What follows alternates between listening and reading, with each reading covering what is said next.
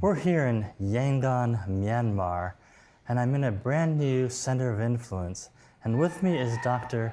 Thuy Le, who is a medical doctor here, and you are instrumental in getting this center set up here. Tell us a little bit about what are you doing here in this center? All right.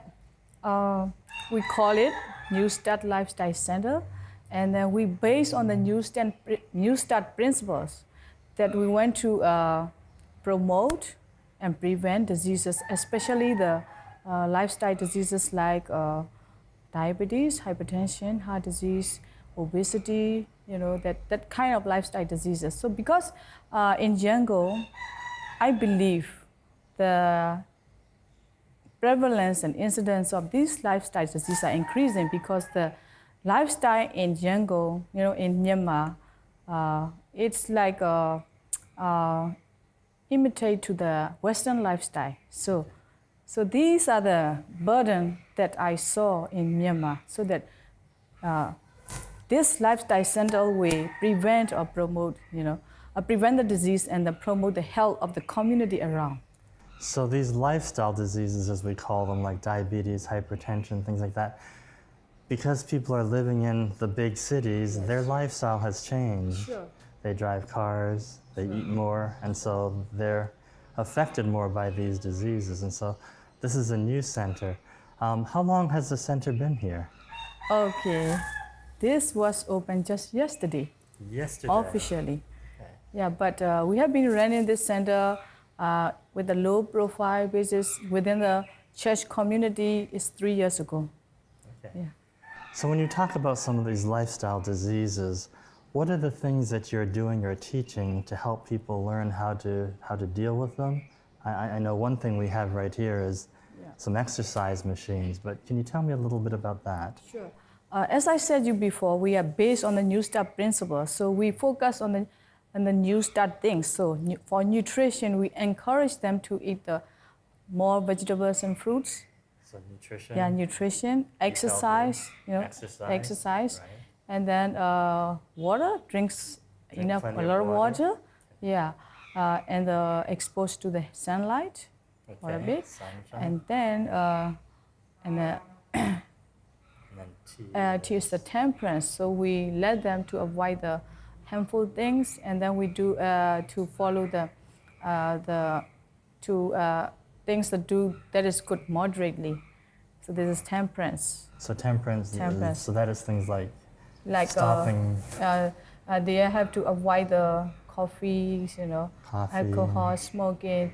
Alcohol and smoking. Yes. So do you help them stop smoking if they have a problem? Or? Yes, we have a breathe-free smoking cessation center. A breathe-free smoking cessation center. Yeah. Wonderful. Yes. Okay. So temperance, and then fresh air. Fresh air. Air. Fresh air. Mm-hmm. So fresh air. We let them do the deep breathing exercise daily, and then we encourage them to we educate them to get a fresh air, how they can get the fresh air, through ventilation. Mm-hmm. Yeah, and rest, proper rest. Proper rest. That include everything, and daily break, and also the sleep. How they can get the sound sleep. Yes. And then weekly rest, and the annual rest. So we encourage them to follow these rest principles. So I know some of the things you're doing is we had some soy milk. Yeah. So what other things are you doing, like soy milk? What else are you doing? Yeah. We encourage to produce our own food, like a soy milk, and then we order some brown rice, and also brown bread. Okay.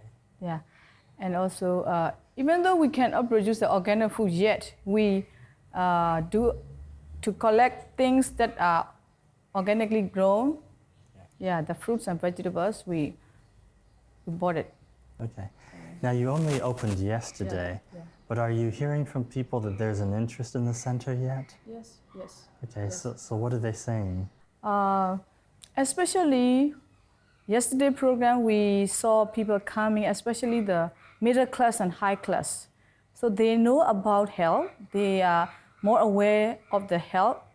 So they want to know how to prevent the disease, how to get well soon, so that they are educated.